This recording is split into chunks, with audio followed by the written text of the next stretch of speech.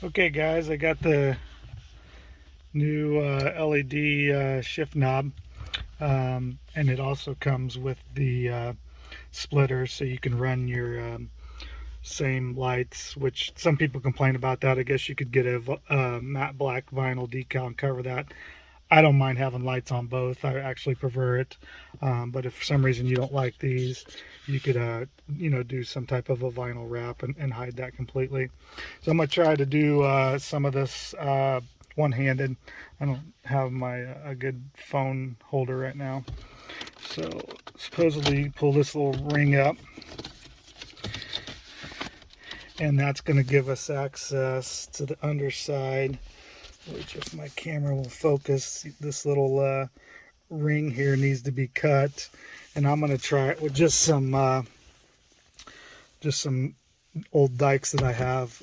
I hear this is kind of a tough thing to cut, but I'm trying to hold this to where we can get in there. But we'll see. That's pretty soft. It's just hard to do it with one hand.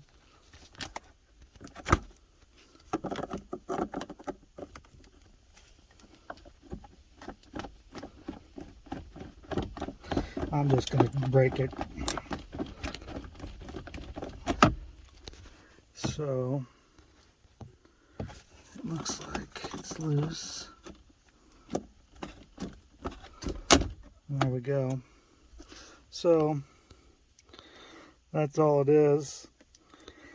You could probably break it off with just some pliers and not even some dikes. As simple as, it's just a thin aluminum or steel strap there. That's why it comes with, just to kind of show you before it's installed, it comes with a hose clamp, which I don't really like that. You'd think they would have something a little better, but it works, I guess. So the next step is to unplug the wire here. Let's see if I can get my fingers in there. It's just a little tab you push down, and then you wiggle it out. And then I think, supposedly, you just slide up, and there's your shift knob. And you're just going to pinch these two white things together to kind of get the old one out. And I don't know if I can do this with Okay guys, I'm back. Sorry I had to come over to the bench so you could see this. This thing will fight you. So all I did was take some pliers and kind of wear these out. I went all the way around. You can kind of squeeze them in, One of them was already like a little bit of a lip there broken before I even started. But I found out that it was easier to pry. There's these little slots down here to pry down here to pop it off. You just want to be somewhat fragile with this stuff. It's all plastic, and that should allow this little black ring to come out. And then, as you see, your shifter comes out. And this was the little thing that was fighting me. And the problem it's hard is because these slots on this side go all the way down, but the slots on this side don't. So you couldn't really squeeze it as tight right here. So it'll fight you. But that's how you get it out. I'm going to pause it and go to the car. Okay, so I'm back in the car. I shoved the shift knob through. Obviously, this one has the lead for the power for the lights. Slid it through. You just want to make sure you put the knob in, the way it's facing and not, backwards. So that's that part. So now you slide this, which is hard to do with one hand, but you're going to slide this black cover over, and I'll show you that here next. Okay, so I got the black cover clipped on there. So it actually has a little, you can't see it so dark, but it has a slot for the wire to poke through, and then you'll hear it click into place. And you're going to put the hose clamp right here on this area once you slide it on the shifter. So we're going to do the wiring harness next, which is just pretty straightforward. You're going to plug it into there and into the end of this, and then the other one will go into where it came from. Okay, so once you plug in, you should have your two leads now. One that'll go into the shift knob and one that'll go into the bottom of the selector to show all those LED lights. Okay, so I'm going to go ahead and test it now before I put it all back together, since I got my wiring plugged in. So let's just turn the lights on and see. And there you go. I got the white. I think they offer red. Obviously I don't have red accents. Mine's blue, so I went with the white.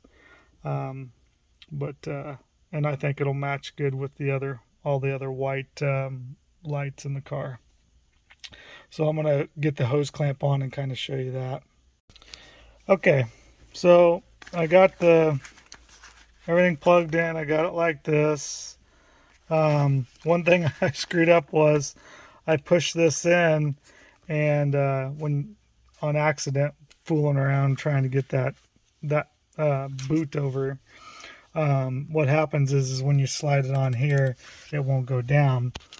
So I tried fumbling with it a few times. So what the trick is, it comes with this black adapter that comes with the hose clamp and stuff, and you're just going to shove it in there and pull out the knob kind of at the same time, and it'll pop the knob back out. I tried it with a little screwdriver, no luck, and I realized that little black plunger thing came with it. So now when you slide it on, it'll go down, and then I can shift it with that button up front. So we're going to get to the hose clamp next. I just wanted to show you, if you screwed up like me and pushed the button in, how to reset it. Okay guys, I got the hose clamp in there, and just to kind of get a better view of it, that's kind of how it looks. You want to make sure it slides around. Let's see if I can point to it here with the little screwdriver. There's these black little plastic tabs that come down.